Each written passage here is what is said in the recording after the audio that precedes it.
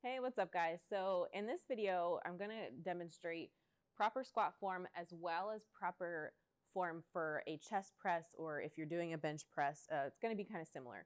For people who are non-athletes, these are great recommendations. Once you get into specialized sports like powerlifting or things like that where you're competing at an athletic professional level, it'll be slightly different recommendations. But for the average person, these are definitely some go-to pointers for doing proper form for squat and for your chest press. If you're doing the Making Gains program, you'll find that all of the exercises when you're testing your strength are with dumbbells. You can do these things with barbells. It's totally up to you. This was designed for when people were working out from home using dumbbells or limited equipment. But now people are back to doing things with barbells. So feel free to grab a barbell for these things. The first one is going to be a squat. For a dumbbell squat, usually we recommend to have it up here. You can hold it down here. Really the main difference is this up here requires a lot more energy, a lot more upper body strength, and it engages your core a little bit more. So for means and purposes of the Making Gains program, you can do it up top to kind of challenge yourself a little bit more. So with that being said, when you go into a squat, you want to think about keeping this upright posture as much as possible. You'll slightly lean forward just kind of naturally, but as you go down, thinking about maybe looking at something on the wall as you go down and then coming back up.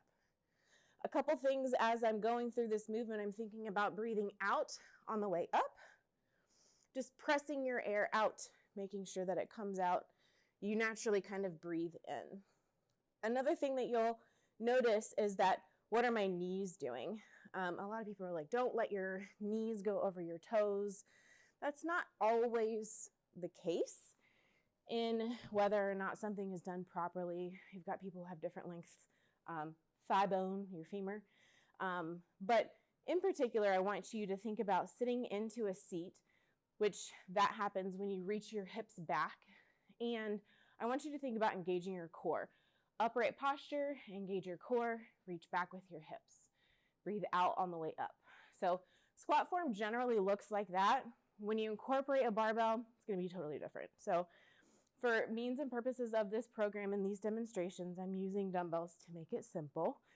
So overall, that's what you're looking for when you do your squats. If you're really pushing and trying to get like heavier squat, like holding heavier weights, maybe you put your arms down at your sides. You're going to be able to do a little bit more. And then for the Making Gains program, we're looking at like 3 rep max. We're not doing all out 1 rep. So breaking it down a little bit, thinking about creating maybe a 2 to 3 set worth of warm-up time. And that's kind of just getting used to the movement. You can do other dynamic things prior to lifting the weight. So for example, to test your strength and to get to a 3 rep max, which is at the end of 3 reps, you just can't do anymore. You want to think about easing into that. So 2 to 3 sets for a warm up where you're doing maybe like 7 to 10 reps at the absolute most. You don't want to wear yourself out. And in between each set, so your first set, 7 to 10, second, 7 to 10, you want to think about giving yourself enough rest in between. So even though you're not going all out, it should feel pretty easy. You're kind of just moving. And then after you get to 2 to 3 sets for your warm up, then you want to think about gradually increasing the weight for the next 5 to 7. And there's these ranges because you kind of have to tap into what it feels like. At the last rep or 2 that you're doing, does it feel hard? If it feels hard and you can do a couple more reps, that's your sign to add a little bit more weight for your next set. So sets of 7 to 10 for your warm up. And then once you kind of get into that working where you're gradually increasing your reps, or you're gradually increasing your weight, you want to start backing down on your reps. So you might start at 6 reps, a couple sets at 6, a couple sets at 5, a couple sets at 4, and then you're getting closer to that 3. Your last 2 or 3 sets of testing your strength should be maybe around 3 or 4 repetitions. If you feel like at any point you can do more than 3, you do want to make sure that you add a little bit more weight.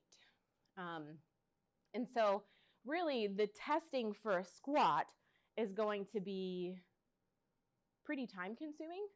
And it's a little taxing and draining on your energy. So if you're going to work out after, maybe doing something a little lighter or something a little bit shorter in duration.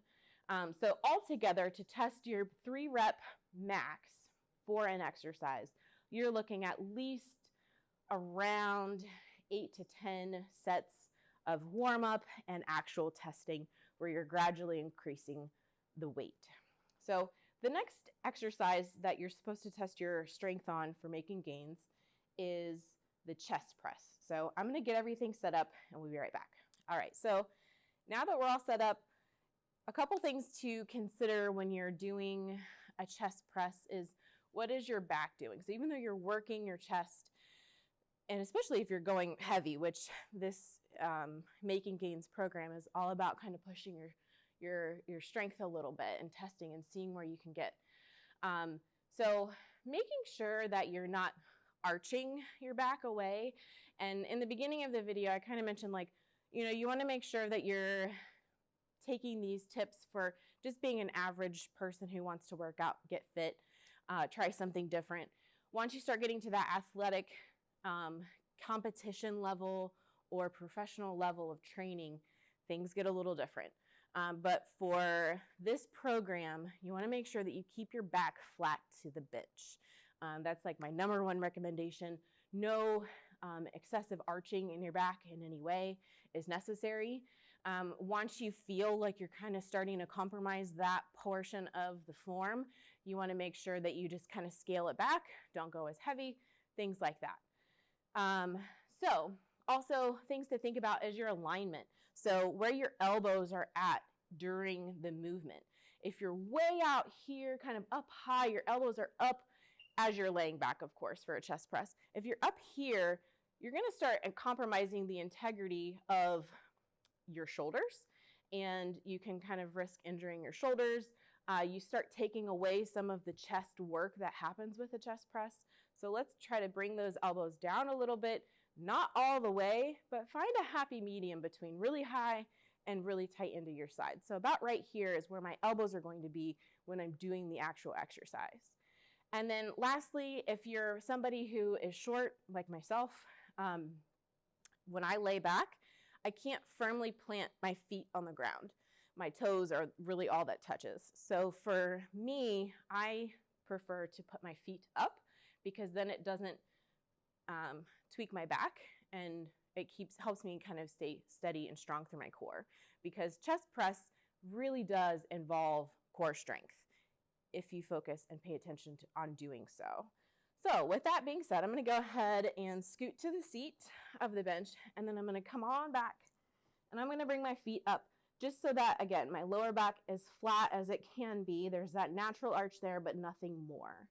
And then as I bring the weights down, the ends of the dumbbell are going to go into my armpits and then come back up and together over top of my chest.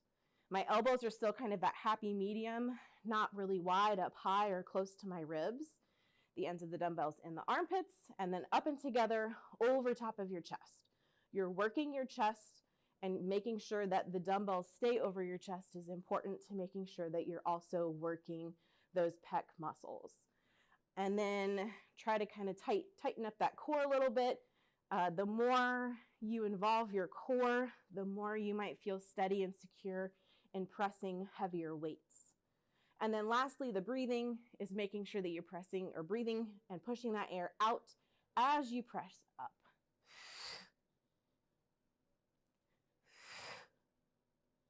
And as you get heavier with your weights, it's really important to make sure that that air comes out forcefully, maybe even audibly, making sure that you can even hear it a little bit. So getting out of this is really important. Some people, if you're really heavy, some people kind of just come here and drop their arms to the sides. That's okay. Make sure you do it with control.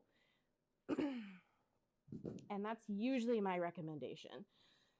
some people, especially if you're in a crowded gym setting, some people will throw them off to the side.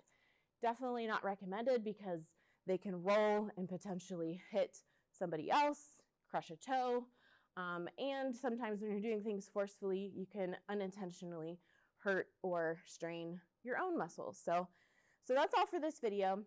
There's a couple of other videos that demonstrate a bent over row, deadlift, shoulder press. So definitely check those out if you are doing the Making Gains program. If you're not, they're definitely nice to kind of review, especially if it's been a while since you've worked out, or if you are kind of testing your strength on some exercises. Bent over row, deadlift, and shoulder press are all in that next video.